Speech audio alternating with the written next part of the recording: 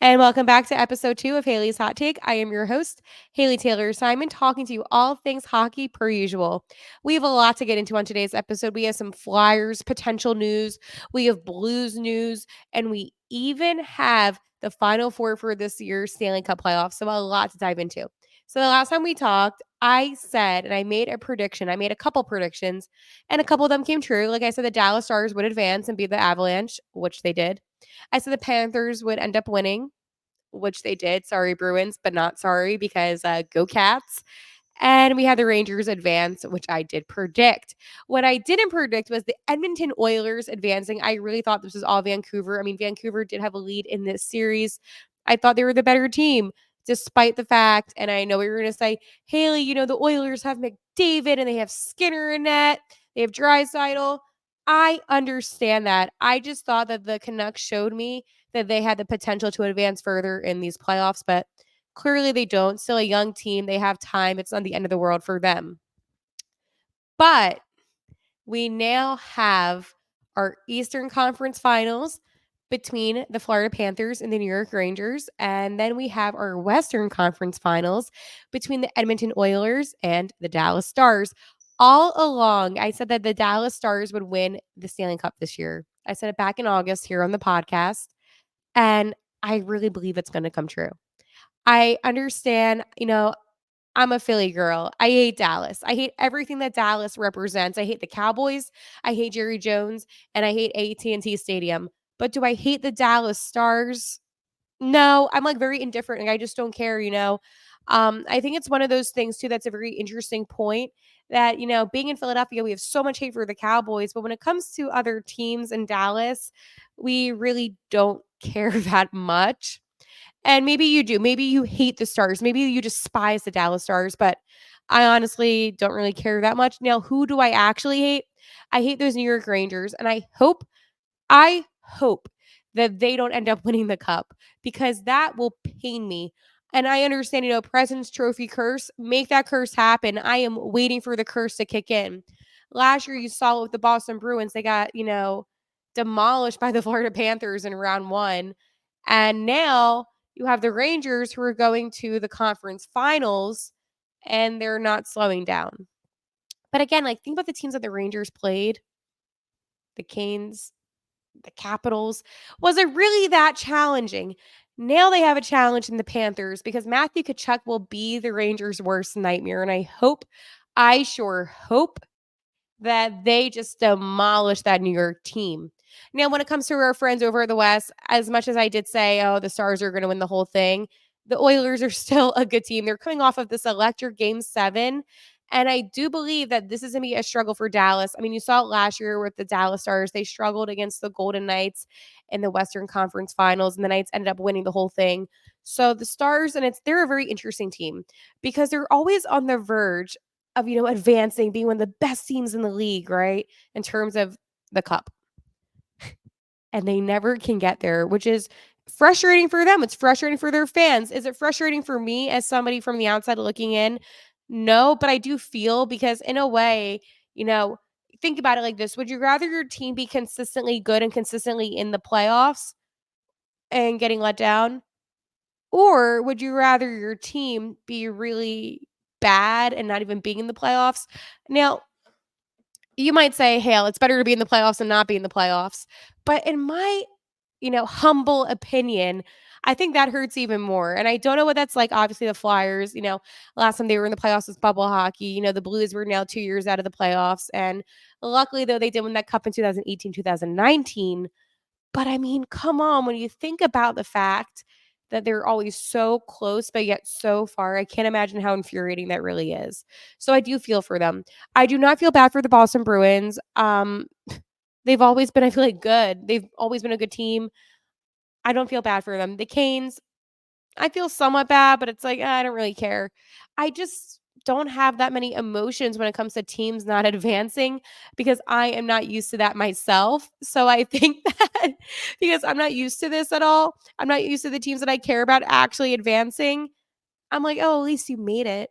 So that is that on the playoffs. But I mean, these have been some fun playoffs, but it's crazy. Last night was only the third game 7 of this whole thing. And I'm a big game 7 person. Game 7s are my favorite. They're my life.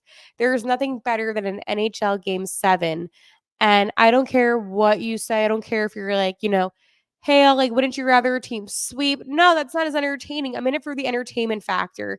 I don't have any teams that I genuinely care about in the playoffs. So I think at the end of the day, I want to see chaos. I want to see fights. I want to see it all. So that is an update on those Stanley Cup playoffs. Now, let's talk about what's going on with the Philadelphia Flyers and Michkov and why I am a little annoyed right now about the whole situation. So, we all know that, Flyers prodigy prospect Michkov is good old Matty boy is in Russia. And, obviously it's been a little bit difficult throughout the whole NHL to get some of these Russian players over here. Well, there was rumors. And you know what happens with rumors? It spirals out of control. And there was rumors saying that Michkov, is going to come over, it's a done deal. No, it's not. No, it's not. Now, there was like this Russian quote unquote source that came out and basically said that they're just figuring out all the money and logistics and all that. While that could be true, it is not factually true now. What do I mean by that? There has been no confirmation by Danny Briere or Keith Jones or the organization, aka the Flyers, saying that this is something that they're working with. It's been nothing but speculation and rumors. And sure, as a fan, you should be excited. I think that's really exciting to know that this guy might come over sooner than we expected with the rumors, again, rumors being this season. From a journalism standpoint and ethics and all that good stuff I learned, I don't know if it's true or not. I'm going to be honest, I don't. And I think that the more people buy into some of these things that are said without any credible sources, that's how, I don't want to say lies spread on the internet, but that's how mistruth gets around. And sure, I mean, could he come? Could that happen? Yeah. I'm not denying the fact that it could happen. It could happen. Anything could happen. A pig could fly. Um, I could move to Italy. Like anything could happen in life. But until the actual reputable sources confirm it, you have to take everything with a grain of salt. Because what happens if he doesn't come over? What's going to happen to all of the people that said, "Oh, yeah, he's coming 100%? Are going to go back to them for your sources?" And I'm not calling anybody out in particular. I'm just saying it as a broader statement that people need to be careful with what they put on the internet because, yes, this could change the whole dynamic of the Philadelphia Flyers. No doubt about it. Like if Michkov comes over, they would be a playoff contending team immediately. Just that kid's talented. But not gonna I'm not gonna come on here and say that it's happening. I don't know. Maybe it's not the answers that you wanted for me. Maybe you're like, "Oh my gosh, Haley, show some emotion, be excited." I will be excited once it is confirmed to happen. Right now, there's no confirmation. There's nothing that is said about it through a reputable source. And I use that word reputable source quite a bit because, again, anyone can be a source, right? Like somebody could say, "Oh yeah, I saw Haley today and she was wearing a black tank top." I'm now wearing this Temple University. I didn't go to Temple, but I'm just wearing it. But that could be a source. Like, "Oh, sources claim Haley had on a black tank top today." Anyone could be a source. A reputable source is a source that could say, "Yeah, Haley had a black tank top on today. Here is a picture I took of her in her tank top." Like actual proof. You get what I'm saying? Like, I hope that's not too confusing. But when it comes to just rumors in hockey, there's always that. And it is the most infuriating thing because I'm like, okay, relax, deep breath. Let's actually talk this out. Let's talk about the St. Louis Blues and a former Philadelphia Flyers coach himself and player, and what happened with Craig Berube, aka Chief. So Craig Berube is now the head coach of the Toronto Maple Leafs as of a couple of days ago. I believe that he is the 42nd all-time head coach in Leafs history. So good for him. I mean, Berube did get the Blues to the Stanley Cup in 2018, 2019 when he came in during the season after a horrible job done by Mike Yeo. And you know what's funny though, because the Flyers also had Mike Yeo, there is so much like correlation between these two teams. And I hope that somebody other than me just realizes that and is like, wow, it's so ironic that you ended up doing a blues podcast and also you write about the Philadelphia Flyers. Because the ironic part about all of this is that they're both so connected. They both came to the league in 1967.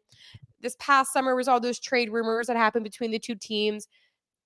They have, coaches that have, the same paths. It just is insane, honestly, when you think about the fact that the two teams that I talk about that I don't want to say like cover because that sounds because I'm not like a beat reporter for them, but the two teams that I guess I cover quotation marks are the two teams that are the most alike in a sense with connections. It is so weird, but Leafs fans should be very lucky because I do believe with Chief, that's what we call him, that they have a good chance of winning the cup. And on Locked On Blues, my St. Louis Blues podcast, I did say that, and some Leafs fans were like, "Haley, that's never gonna happen. How could you say that?" Listen, I don't know for sure if the Toronto Maple Leafs will ever get past the first or second round. Maybe they're just not a playoff team, but I do know one thing. Craig Berube is your best chance of having that hope, of having that dream come alive. Because he was able to take the St. Louis Blues, who were dead last in the Western Conference in January. Yes, in January, which is actually insane when it comes to the hockey season. And if you really think about it, and was able to get them a Stanley Cup. The St. Louis Blues were successful, got their first cup because of one person, and that was Chief Craig Berube. Craig Berube has been around Philadelphia since he got fired as the Blues head coach, wrongfully so, by the way. I want to say that to Doug Armstrong, which is the Blues' GM. And when I was in the press box for the Flyers, I would see Chief all the time. And, he's one of those guys that just captivates a room, but he's so smart and intelligent. And I do believe that the Toronto Maple Leafs, they have a little bit of an identity crisis going on because you're such a good regular season team, right? You do really well in those 82 games. And then once you go beyond 82 games, it's like deer in headlights. I do feel for the Toronto Maple Leafs because, I mean, at the end of the day, having in the past 8 seasons losing in the first round has to be brutal. I mean, I'm talking about not even making it into the playoffs. I don't know what's more painful, not making it into the playoffs or losing in the first round like that. But you have a guy in Craig Berube that is really going to shape up your team and make it so much better. So, Leafs Nation, if you're watching this, be thankful that you have a coach that is genuinely going to care about the well being of the players, the well being of the city, and the well being of the organization. Because Craig Berube is that guy I mean, I've already seen it in things that he's talked about with the Leafs. He knows what he has to do, he knows the job that's at stake. And that is one thing, and that is cup or bust. And ironically, next season, and again, I know bold prediction. I make my bold predictions all the time here. I could see the Toronto Maple Leafs winning the cup if they have the same roster that they do now. Maybe tweak it up a little bit. I know there's rumors about Mitch Marner being traded, but if they still have their star player with an Austin Matthews, I don't see any reason why the Leafs couldn't win the cup. Selfishly, I don't want that to happen because I'd rather be this team, the Flyers, win the cup, but that's not happening next season. I would be very surprised if that happened. And you know what's funny too? The Flyers had their 50th cup. The first they won 2 Stanley Cups, but their first Stanley Cup, the anniversary was 50 years ago. And I'm watching this tape back, and it just feels ancient. Like I'm only 25. So the fact that this happened 25 years before I was even born, before I was even a thought, is actually insane. Because, my whole life, I've always said one thing I wanted to see in life, and that is the Flyers win the Stanley Cup. Luckily, I was able to see the Blues win the Stanley Cup, which was so cool and rewarding in its own sense. But now I'm like, okay, Philadelphia, I want it to be you. I want to see that. I want playoff hockey in South Philadelphia. I want the barn to be electric. There is so much that I am wanting out of this organization, this team. And again, it all goes down to Danny Briere and Keith Jones. Danny Briere being the GM and Keith Jones being the president of hockey operations. And I trust them. And, today I was at work and I was showing guys some pictures of, former Flyers players and personnel. And a picture of Chuck Fletcher came up and I just began laughing. And the guys were like, "Who's that?" And I'm like, "That's Chuck Fletcher, the guy that literally ruined this team into the ground." Because the Flyers had such bad ownership and management. And I feel like now you have a team that has a focus. You have a team that knows what they need to do and what they should be doing. And you're seeing that with the moves that they've been making, with their involvement in the community. I mean, it is a completely different organization than when it was a couple years ago.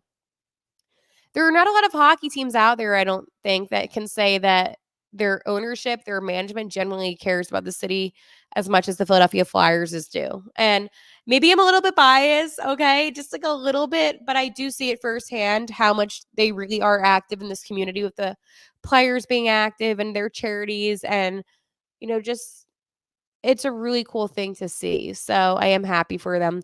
You know what's also in this episode, I love this podcast because if you're just watching this for the first time, again, second episode ever on YouTube, but I just talk hockey, right? I have my topics, I have what I'm gonna say, but I just get into some conversation about hockey, and I think that's what makes it so much fun. One thing though, and I was really thinking about this. So I was watching Worlds. I'm only watching a lot of Worlds hockey. Team Canada, who I think is going to win it all, and Team USA.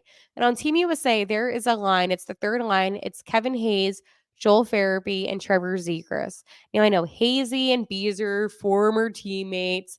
Okay, I was more focused though on how Farabee is playing with Zegras. I think they play really well together.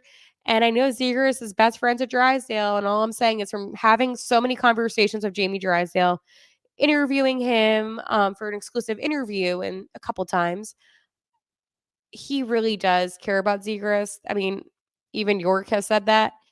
How cool would it be if the Flyers were able to get Trevor Zegras and have him on a line with Beezer? I mean, that would be something.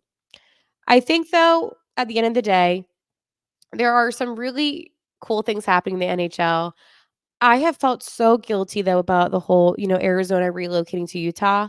Speaking of things in the NHL that are not so cool, just because I do feel, and I know people joke all the time, oh, the Coyotes had no fans, nobody ever showed up.